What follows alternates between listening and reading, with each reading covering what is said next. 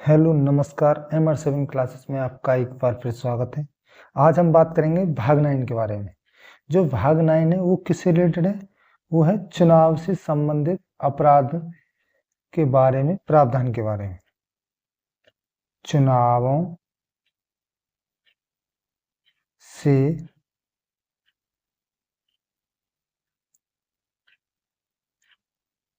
संबंधित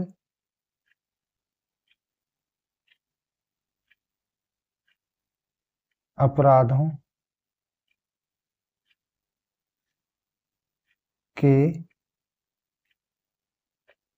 बारे में प्रावधान,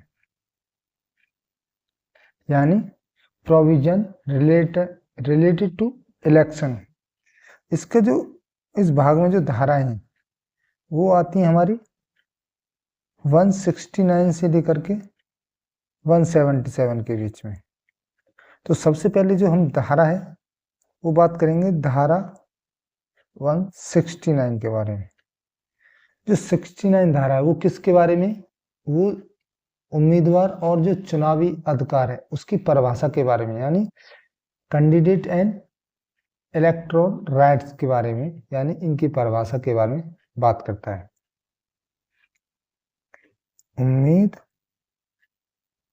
उम्मीदवार यानी कैंडिडेट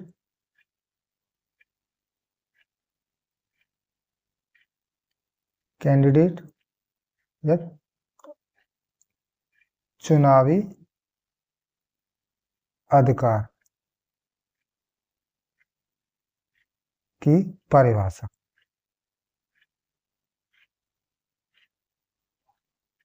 तो सबसे पहले बात करें हम इसमें उम्मीदवार के बारे में। उम्मीदवार किसको कहा जाएगा?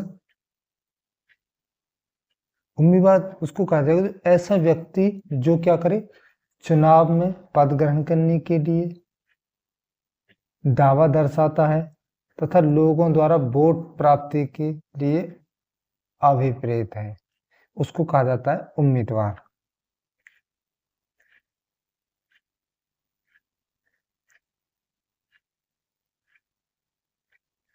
ऐसा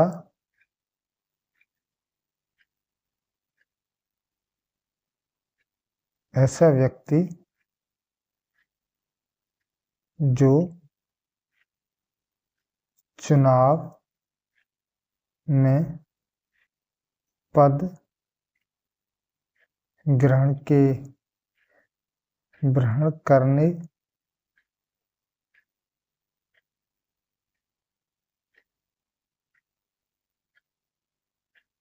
दावा दर्शाता है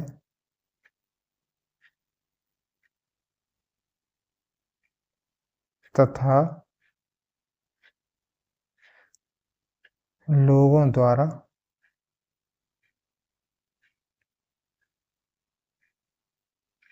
वोट प्राप्ति के लिए अभिप्रेत है। दूसरा शब्द है हमारा चुनावी अधिकार के बारे में। चुनावी अधिकार यानी इलेक्टोरल राइट्स के बारे में। चुनावी अधिकार क्या है? उम्मीदवार बनाना, उम्मीदवार को ना बनाना, या उम्मीदवार बनने के बाद क्या है, पुनः बैठ जाना, जैसे कि नामांकन वापस लेना या मतदान करना या मतदान ना करना। ये क्या होते हैं? किसी भी उम्मीदवार के या किसी भी व्यक्ति के क्या होते हैं? चुनावी अधिकार होते हैं। चुनावी में पहला है कि वो उम्मीदवार बनना चाहे तो उम्मीदवार बन सकता है। उम्मीदवार बनना। दूसरी बात करें उम्मीदवार ना बनना।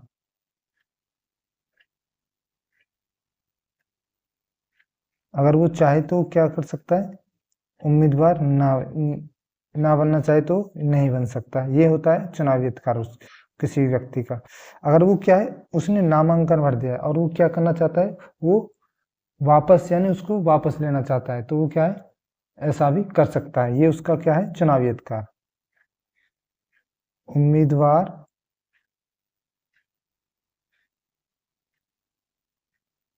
बनने के बाद पुनः बैठ जाना। इसका मतलब होता है नामांकन वापस लेना।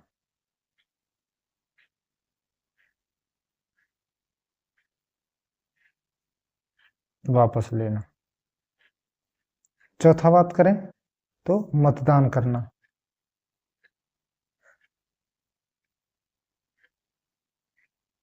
अगला है मतदान। अगर वो चाहे तो क्या है, किसी को मतदान कर सकता है, अगर वो ना चाहे तो मतदान भी नहीं कर सकता। ये होते हैं किसी उम्मीदवार के या किसी व्यक्ति के चुनावी अधिकार। अब इसके बाद अगली धारा है हमारी 170।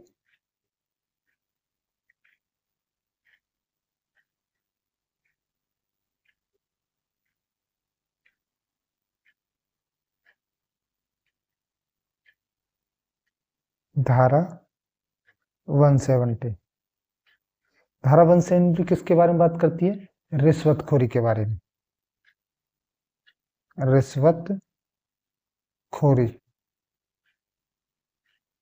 इसमें क्या है? धन या किसी अन्य लालच के लाभ में क्या है, मतदान में क्या करना, छेड़खानी करना या उसके साथ क्या करना, अनुचित व्यवहार करना। क्या क्या लेकर के? किसी भी प्रकार की रिश्वत या धन लेकर। धन या किसी अन्य लालच के लाभ में मतदानों में छेड़खानी करना। छेड़खानी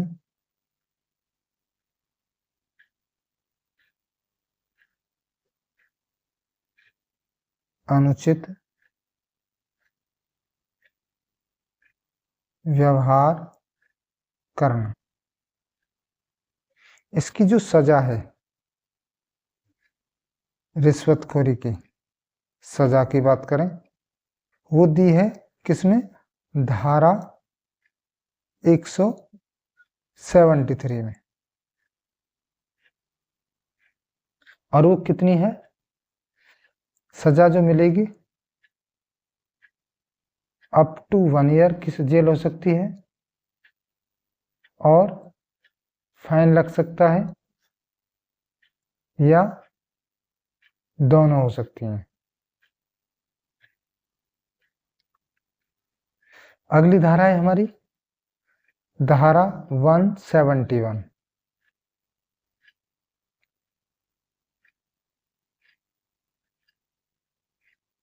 धारा 171 ये है हमारी चुनावों पर क्या करना, चुनावों पर अनुचित प्रभाव डालना। जैसे कि मतदान को प्रभावित करना, उम्मीदवार मतदाताओं को डराना या धमकाना, और यह चुनावी प्रक्रिया को क्या करना, प्रभावित करना। ये आते हैं हमारे धारा 171 में। अगर कोई ऐसा करता है तो उसके लिए जो सजा है वो दी गई है धारा 174 में। और वो कितनी है? वो है, इसकी जो सजा है वो हो सकती है 1 साल तक की सजा, फाइन लग सकता है या दोनों हो सकती हैं।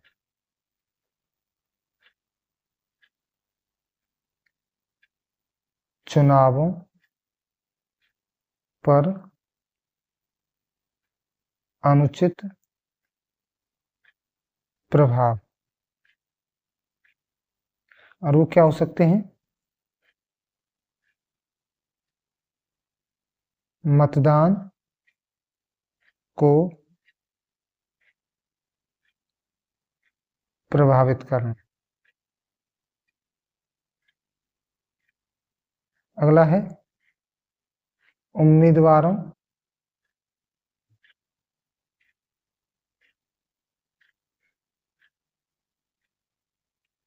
मतदाताओं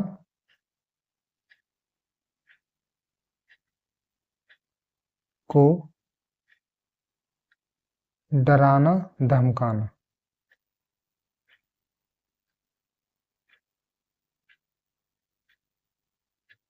और क्या हो सकता है अनुचित व्यवहार? चुनावी प्रक्रिया को क्या करना? प्रभावित करना। चुनाव प्रक्रिया को प्रभावित करना। और इसकी सजा की बात करें, अगर कोई ऐसा करता है जो उसकी सजा है वो कौन सी धारा में दी गई है? धारा 174 में। और क्या है वो? हो सकती है जेल 1 साल तक की हो सकती है और फाइन लग सकता है, या दोनों हो सकते हैं, या दोनों।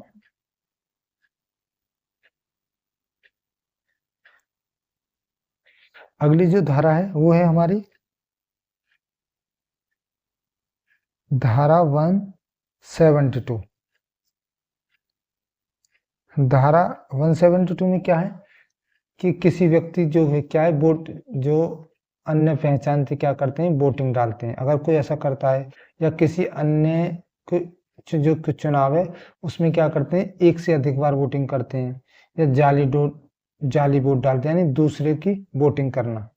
ये इसको बोला जाता है, इन सब जो प्रक्रियाएं उनको बोला जाता है प्रतिरूपण करना, यानी पर्सनलिजेशन एट इलेक्शन, प्रतिरूपण।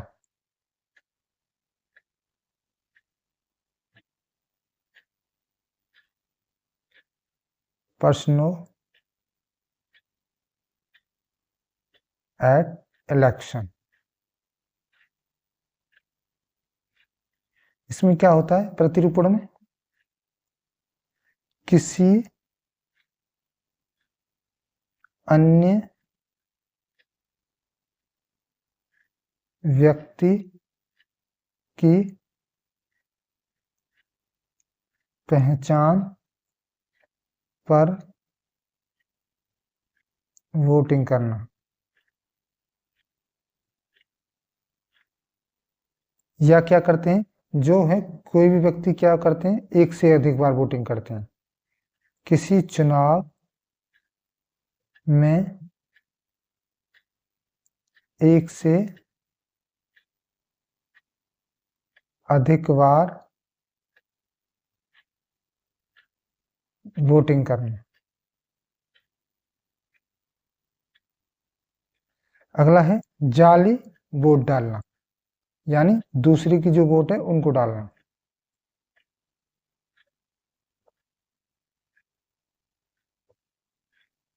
दूसरे की वोटिंग करना।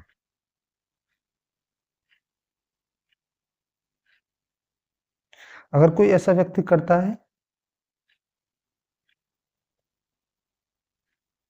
तो उसको जो सजा है वो दी गई है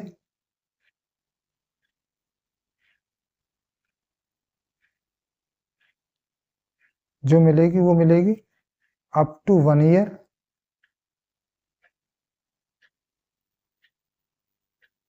और फाइन, या दोनों हो सकते हैं। इस सजा का जो जिक्र है वो धारा 174 में है। 174 में जो है धारा में, उसमें दोनों का जो दो धाराएं हमारी 171 और 172, उनकी सजाओं के जो बारे में वो हमारी धारा है 174 में दिया हुआ है। तो अगली धारा की बात करें वो है हमारी 175 के बारे में। धारा 175 ये बात करता है कि झूठा बयान जो चुनावी नतीजे को प्रभावित करते, यानी क्या करते हैं? पहले जो उम्मीदवार होते हैं वो क्या करते हैं? अपना झूठा क्या करते हैं? हम ऐसे योजना लाएंगे, ये काम करेंगे, ये काम करेंगे। तो इसे क्या है? झूठा बयान देने के बाद उससे क्या करते हैं? जो चुनावी नतीजे होते हैं उनको प्रभावित करते हैं। झूठा बयान जो चुनावी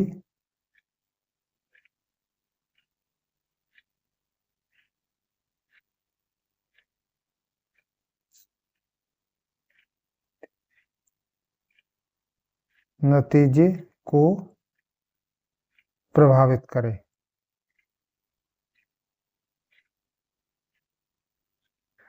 इसमें जो क्या है, इसमें जेल का कोई प्रावधान नहीं है, खाली क्या है, जुर्माना लग सकता है, फाइन लग सकता है, केवल जुर्माना।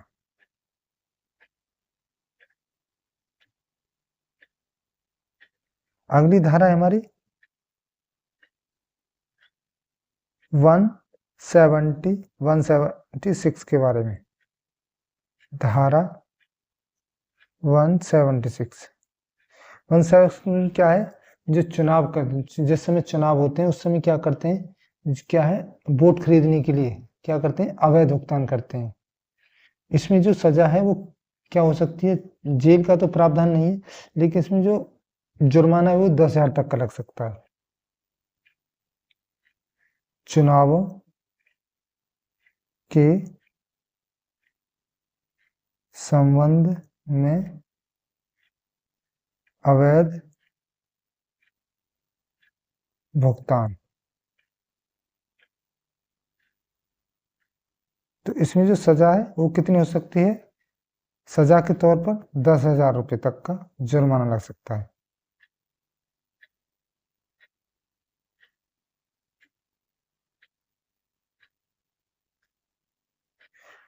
तो ये था हमारा भाग 9।